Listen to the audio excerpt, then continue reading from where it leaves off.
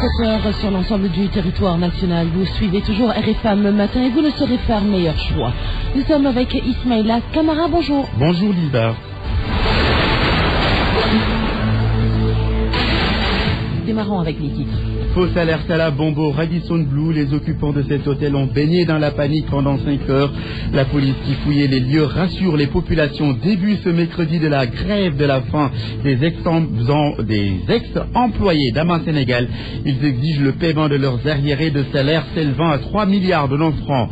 Grève de 3 jours du SAMES et Blouse Blanche contestent l'acte 3 de la décentralisation. Ces médecins réclament entre autres le respect des accords signés avec le gouvernement en 2014. La reprise des mercredis de la police au menu, les rapports entre celle-ci et les populations, c'est le focus du jour, Lisa. À suivre toujours dans ce 7h, la page des sports avec Malal Junior Diagne, le dossier économie signé Mantouré et n'oubliez surtout pas la revue de presse qui mettra un terme à ce journal. Ce sera avec Mohamed Ali Mouba. Nous ouvrons ce journal à Matam avec la liste des victimes des eaux de pluie qui s'allongent. 2 corps sans vie ont été repêchés d'une mare. Cela s'est passé à Bondi Bamambé, ce qui porte le nombre de victimes à 21. Les récits d'Ali Bandelian. Abdoulaye et Idrissa Diallo, âgés respectivement de 11 et de 5 ans, sont retrouvés morts dans les eaux d'une mare à Bondi Bamambé, dans l'arrondissement de Orkadjéré, du département de Kanel. 2 enfants noyés dans cette mare où ils se lavaient de retour de la brousse d'où ils conduisaient le troupeau. Les parents, qui avaient constaté leur absence bien après la prière du crépuscule, se sont rapidement mis à leur recherche. Ils seront alertés par la présence de leurs habits et chaussures devant cette mare. À l'aide des lampes, ils s'aperçoivent plus tard des corps flottants dans les eaux. Le sous-préfet de Orkadjéré et les éléments de la gendarmerie nationale sont saisis. Dans la nuit, les enquêteurs devant l'autorité se sentent de l'acheminement des corps vers le centre de santé de Kanel où ils se trouvent encore gardés dans la morgue. Un autre drame qui vient alourdir le bilan depuis le début de cet hivernage qui a fait aujourd'hui au total 21 morts selon les autorités administratives. Autant de victimes dans une région où encore les autorités locales ne font que constater les dégâts. Matam, Ali Bandelian, RFM. Sur RFM au moins, on a des informations sûres et utiles. RFM, la radio de toute l'actualité. Une fausse alerte à la bombe sème une panique générale à l'hôtel Radisson Blu. Une sueur froide s'est emparée des clients et autres occupants, mais il y a eu plus de peur que de mal. Les forces de sécurité n'ont rien trouvé sur les lieux. Jo Maron, reportage.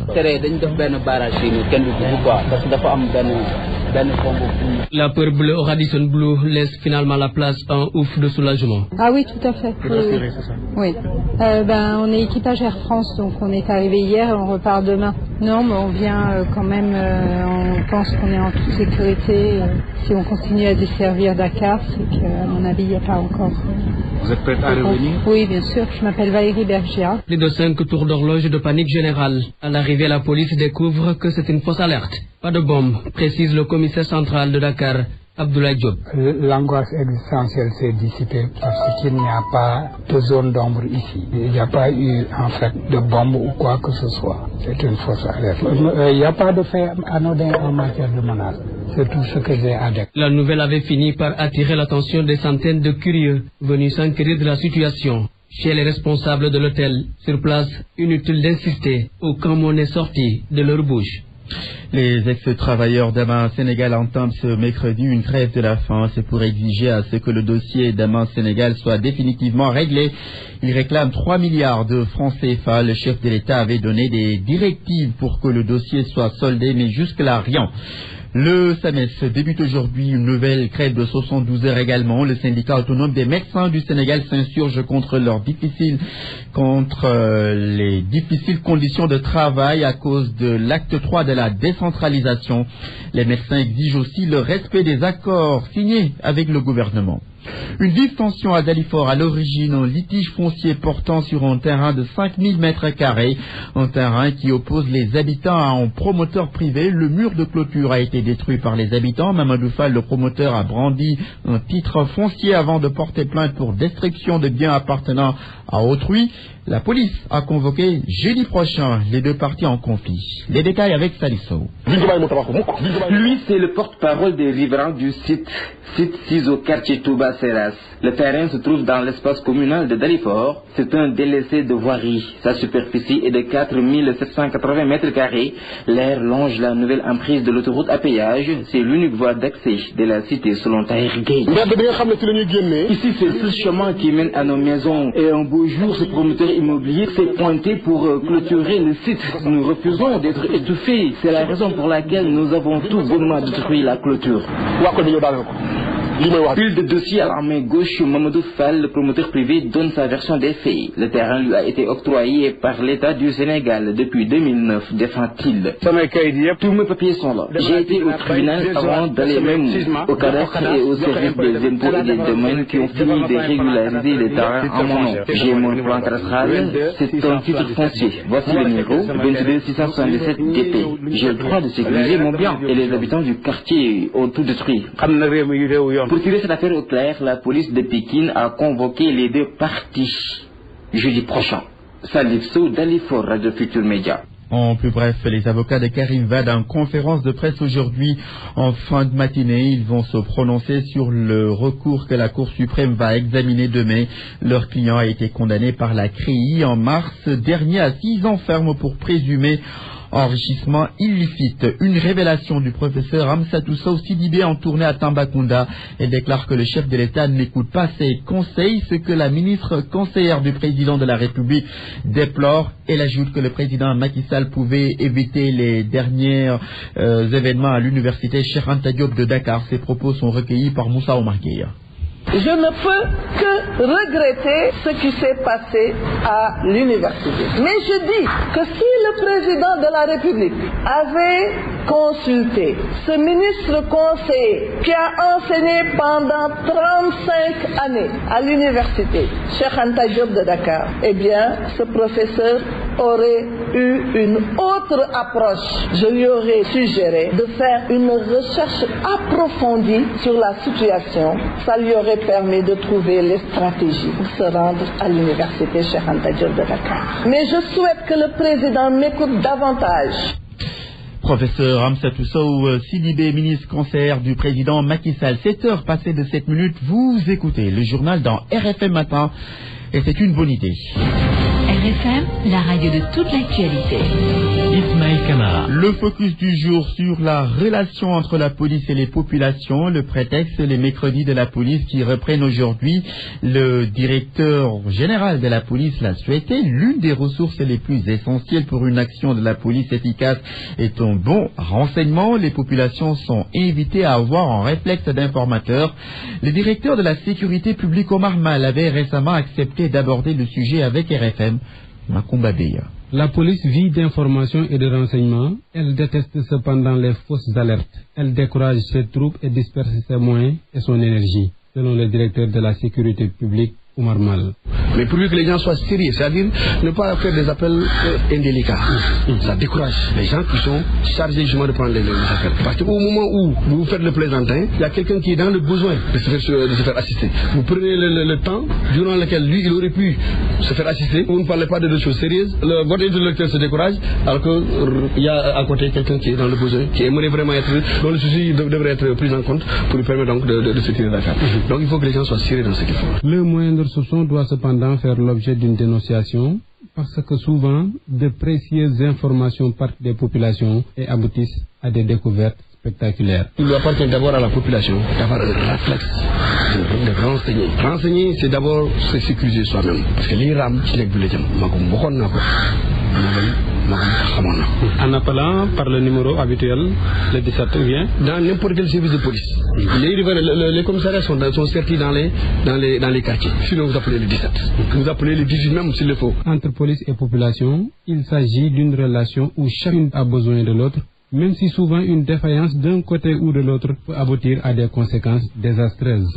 Makumba Beya, Lucas, les étudiants sont catégoriques. Ils ne veulent pas d'une police universitaire, comme l'a suggéré récemment l'ancien recteur professeur Abdou Salam Sall. D'après eux, une police universitaire ne fera que raviver la tension entre forces de l'ordre et étudiants. Reportage Seydou Nourouba.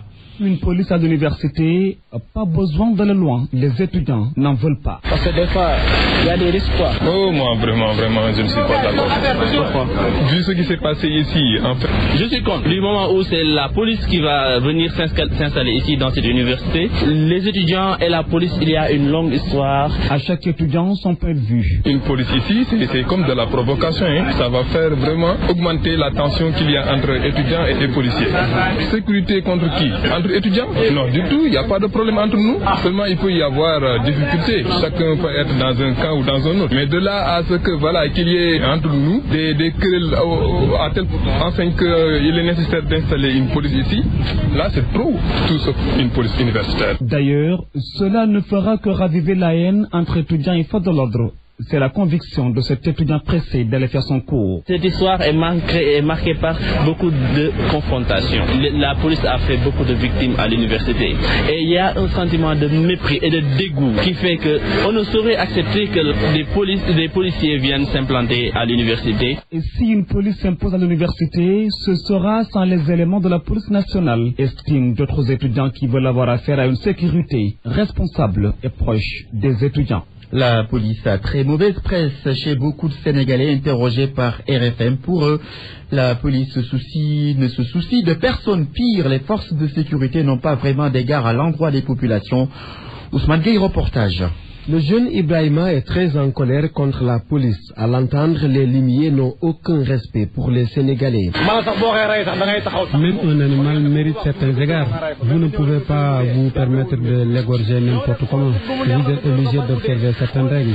Les policiers n'ont de respect pour personne. Regarder une personne et lui tirer une balle, c'est inacceptable.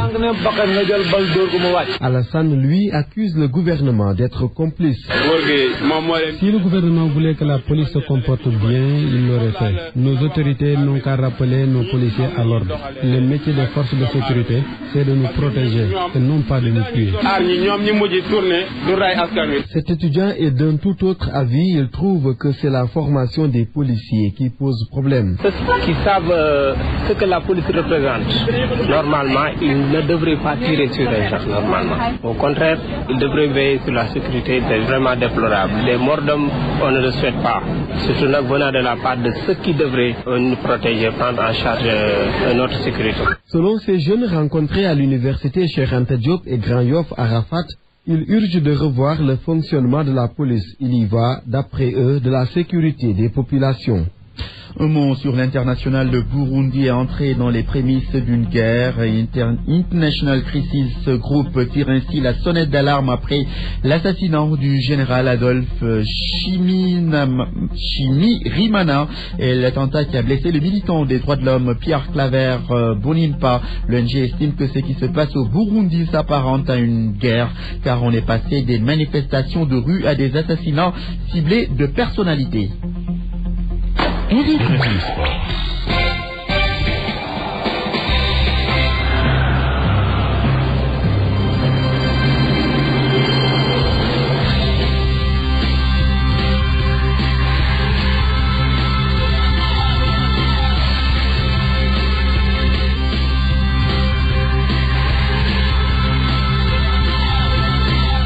7h13, nous ouvrons la page des sports de ce journal. Bonjour Malal Junior Diagne. Basketball, début de la 8e journée des playoffs chez les filles. C'est ce mercredi avec à Saint-Louis à 16h au stadium Joseph Gaye de Ndartout. Saint-Louis Basket Club qui reçoit le Dakar Université Club à Hambourg. Hambourg Basket Club reçoit le Giraffe de Dakar, toujours à Hambourg. Chez les garçons à 15h30, Hambourg Basket Club joue contre les militaires de l'ASFA. Une belle rencontre en perspective. Équipe nationale Awagay quitte la tanière. Équipe nationale du Sénégal Awagay, âgée de 37 ans, est obligée de rejoindre son équipe en France. Elle l'a annoncé hier après donc le match amical qui opposait le Sénégal à la sélection U18 de l'AS Douane. À la fin de cette rencontre, avant d'écouter Awagay, Moustapha Gaye, sélectionneur de l'équipe nationale du Sénégal, s'est prononcé sur la production de ses joueuses. Il pense qu'il y a beaucoup d'enseignements à tirer de cette confrontation avec les U18 de l'AS Douane pour donc perfectionner le plan de travail et de jeu de l'équipe nationale du Sénégal. Moustapha Gaye est au micro de Solekiam. ça a été un bon match pour nous. Je travaille à améliorer un peu la qualité de mon équipe sur le plan technique, sur le plan physique et mental. Et après, mon évaluation, elle est présente axée sur qualité, comment y arriver. Même si je sais qu'il y a beaucoup de déchets, même si je sais que nous avons tenu à 14, mais il y a beaucoup de choses à faire, ça j'avoue. Non, on avait envie de travailler les systèmes, donc les rotations, voir les combinaisons, parce qu'il y a des filles qui viennent d'arriver. C'est bien, moi je trouve qu'on continue à faire des matchs avec des garçons, avec les difficultés que Paris nous a causé tout à l'heure, en arrêtant le jeu, en faisant des fautes. C'est de ça dont on a besoin. Le premier set est mal rentré dans le match, je pense que c'est un peu lié au travail qu'on a fait ce matin, parce qu'on a fait un travail ce matin assez costaud pour revenir à 16h. Je pense qu'ils ont mal digéré un peu, mais c'est bien, il faut qu'elles s'habituent à faire des séances et à faire des matchs. Place à présent à la réaction de Awa Gueye qui a annoncé son départ et sa retraite internationale rappelée par son équipe en France. Et elle s'est expliquée au micro de Soledam. À mon arrivée ici, c'était pour venir travailler avec mon équipe, gagner ma place pour aller aux Jeux africains et aux championnats d'Afrique. Mais malheureusement, il y a mon club qui m'a appelé. Ils ne m'ont pas laissé pour que je fasse les Jeux africains et le championnat d'Afrique. Ça me fait mal au cœur parce que je dois quitter mon équipe, mon pays et tout. Voilà, aujourd'hui, je dis à toutes les Sénégalais, c'est pas de ma faute parce que mon club a besoin de moi. J'ai signé un contrat que je n'avais pas prévu, que je vais jouer le championnat d'Afrique et les Jeux africains. C'est pour cela que là, il faut que je rentre depuis le 7 pour reprendre mon championnat le 13, Inch'Allah. Le basketball avec les demi-finales des playoffs chez les filles avec au programme donc samedi prochain UGB contre Dakar Université Club Jaraf contre Saint-Louis Basket Club. Nous parlons de pentathlon moderne avec Dakar qui accueille du 6 au 9 août donc 2015 le tournoi de la zone 2 de Dakar, donc avec 9 pays qui vont y participer. La France est également invitée ce mercredi, début du rassemblement à la caserne Samba Diéry Diallo. C'est une compétition hors catégorie. Mais c'est quoi le pentathlon moderne? Mamoudou Fall nous en dit un peu plus. Pentathlon moderne, cette discipline peu connue des Sénégalais et pourtant elle existe bel et bien dans notre pays. D'ailleurs, c'est Dakar qui abrite le tournoi de la zone 2. Tandakha Ndiaye, directeur technique national, nous explique c'est quoi le pentathlon moderne. Composé de l'équitation, de l'escrime, de la natation, du tir et de l'épée. Voilà, donc l'escrime à l'épée, c'est donc les 5 disciplines qui composent le pentathlon moderne. Il rassure tout de même que toutes les mesures organisationnelles sont prises pour montrer que le Sénégal peut être à la hauteur. Oui, simplement puisque nous voulons montrer à qui veut l'entendre que nous sommes capables d'organiser même 2 championnats du monde. Alors là, vous verrez véritablement ce dont nous sommes capables dans une organisation. C'est vrai que nous organisons sans tambour ni trompette ce que nous faisons, puisque nous sommes une discipline déshéritée qui n'est ni le football ni le basket, encore moins la lutte. Le directeur technique national doit dur comme fer aux chances de son équipe, composée d'éléments valeureux à ses yeux. On n'est pas encore sûr d'avoir notre capitaine d'équipe, Ibrahima Samb, mais aussi Mahabadian. Eh bien, la première place, on l'aura. Tandakha Ndiaye demande par ailleurs à l'État de soutenir davantage le pentathlon moderne sénégalais. La fédération en question prépare le championnat d'Afrique de la discipline prévu au Caire en Égypte. Il leur faut un budget de près de 4 millions de francs CFA. Ismaël, football pour finir avec en France à Paris. On annonce aujourd'hui l'arrivée d'Angel Di Maria, l'Argentin fraîchement recruté par le club parisien, va procéder à la traditionnelle visite médicale avant de parapher son contrat pour jouer la Ligue en compagnie de Zlatan Ibrahimovic, Thiago Silva et toute la bande de l'équipe du Paris Saint-Germain. Merci Malal Junior Diagne. RFM, la radio de toute l'actualité.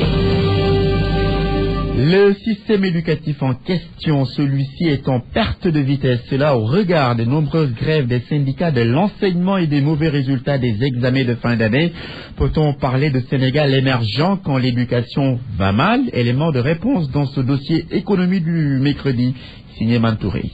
En 2000, le gouvernement a investi dans le domaine de l'éducation 128 milliards de francs CFA. 13 ans après, le budget alloué à ce secteur a quadruplé et atteint les 454 milliards de francs CFA. Après l'arrivée de Macky Sall au pouvoir, on note une petite baisse, ramenant le portefeuille de l'éducation à 370 milliards.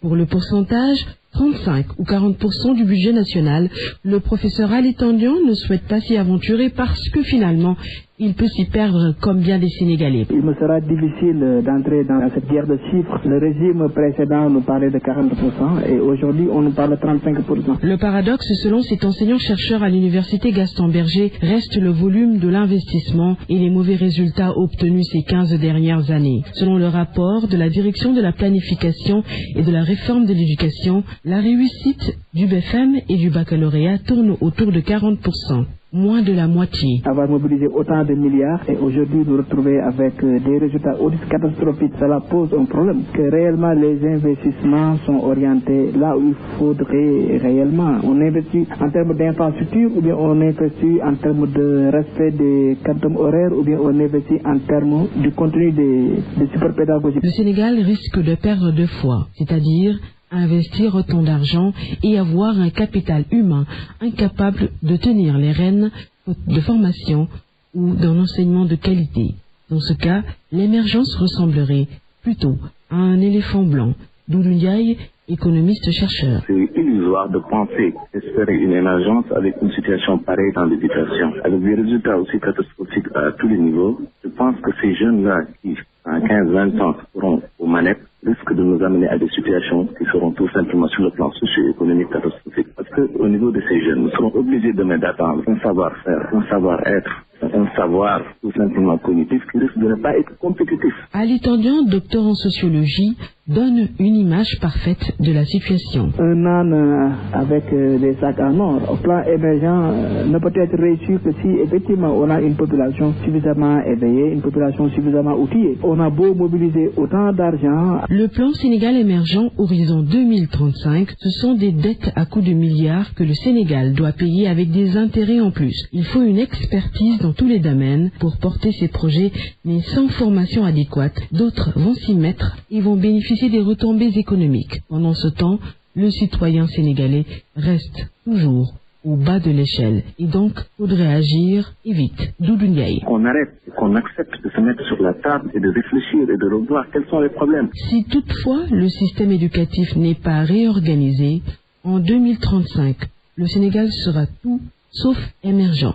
Simplifiez-vous la vie avec RIA Transfert d'argent. Désormais, envoyez et recevez de l'argent facilement partout au Sénégal avec RIA Transfert d'argent. RIA vous offre la revue de presse.